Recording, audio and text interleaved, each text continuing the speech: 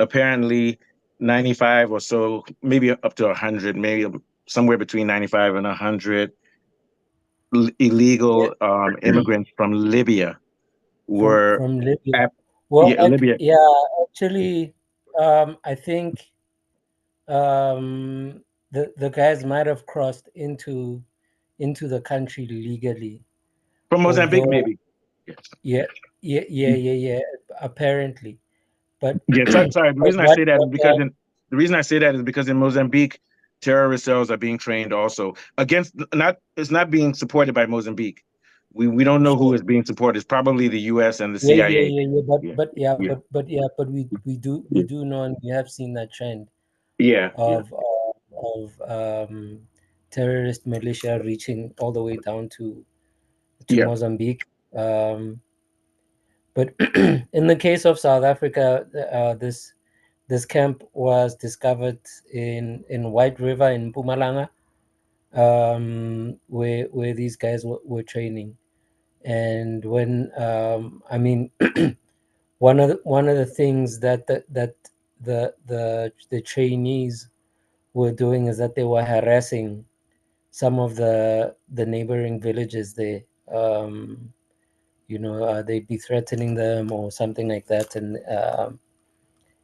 I think the guys go out over the weekends to go drink in the village or something like that. yeah. And you know what's ironic? What's ironic is Yeah, that in Libya they catch black people as and turn them into slaves. People who are trying to migrate to Europe and treat them sure, so sure, bad. sure. And now we have individuals from that country as immigrants fleeing, and ironically, they're harassing the indigents. Yeah, This yeah, once yeah. again, I don't talk nationalism and race and everything, but this thing that's happening um, from the Northern African perspective, in which the higher level of racism of these guys, and now they're on our territory. I don't know. I'll let you continue. A lot of this has to do with the U.S. destabilizing Libya, which is why you now have terror cells from Libya going Sure, sure, sure, sure. all I over the mean, world, not just in Europe, not just in South Africa. Continue. Sorry. Yeah. yeah, yeah. So I think that is, in retrospect, the spillover effect of the U.S. intervention into Libya. And ironically, this happened during Obama's time, which was supposed to be one of the better times for Africa. Yeah. You know, with I'll with point an out that the first emphasis. thing Obama did when he became president, the first country he singled out as being a wretched country, terrorist, and corrupt was Nigeria. We're not saying Nigeria isn't, but that was the first thing he did when he came in office. Very Yeah, symbolic. Very symbolic. Continue. yeah. so so these guys, the police sort of raided this farm, and they found these guys training there. And the alibi that they gave is that they were training as security guards or Yeah. something, but there was nothing on paper that said that they were training as security guards. They Yeah. had not stated that in their immigration papers, that they were coming into the country to Yeah. come in for work as security guards or anything like that. So they Also, like are, very quickly, and also they were being trained, even if they were security guards, they were being trained by foreign um, tactical forces, and they were being using military weapons, which is illegal if you're trying to train as a security guard in South Africa. as, So as, as, as that, as a security guard. So so yeah, so a lot of the information is still sort of forthcoming in terms of how this entire operation was set up, and how these guys yes, and were sort of, yeah, like sort of integrated into and this here's what's more training. troubling: they were on private property, probably a farm or something. We know that there's issues in Mpumalanga where a lot of farms is owned by whites or by powerful corporations, and there's with all of its land, there's crowding in the areas where the blacks live, and we have these spacious lands. There's no way the person who owned this land didn't know that these people were on there, and it was a private company. The government will not release the name of the company. There's no, and we now see how the South Africa government is. Same thing with Malema and Zuma, and even the other guy, who's the guy that left EFF. Uh, Chivambu. they're all working together and saving their butts, and they know what's going on in the country, but there's no transparency. They met with the other guy who was the bank. It's clear that they met with him. He says that there was a bribe. They said there wasn't, but there's no Yeah, with disclosure, my cousin. which no disclosure, which goes back to what you said that the People's Forum needs to be have representatives at any of these types of things. Somebody needs to know the name of this company in Libya to get back to that. I mean, in the name of the company that is housing these guys and illegally, and Yeah, who had them on the sure. land, because there's no way these guys were on their land and they didn't know about it, which means the South African government, Yeah, sure, or sure. if the South African government isn't involved, because I find it hard to believe that South Africa's government is that treasonous, but we know definitely that South African corporations are involved. Somebody who owned that land, and this is a big thing. And at some level, somebody in the government knew also. Sorry, continue. Yeah, Yeah. So I think those are some of the things that the trial that is ongoing is yeah, going to try and uncover.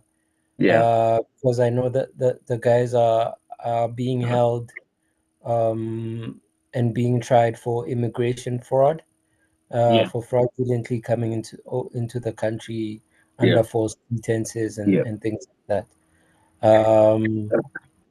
But of course, more details are still sort of like ongoing in terms of that yeah.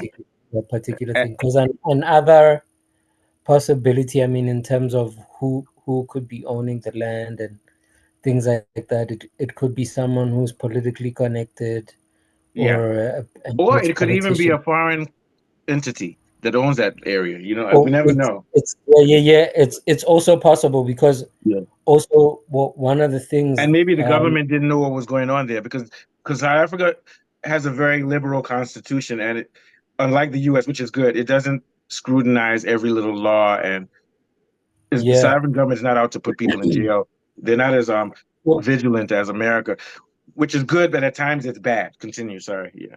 yeah, but there is actually the issue that I wanted to mention when we were speaking about the idea of about the idea of land, Yeah. was that there are a lot of like tuck shops, spaza shops. Yeah. Owned by people from Somalia and places. Yeah. Yeah, exactly.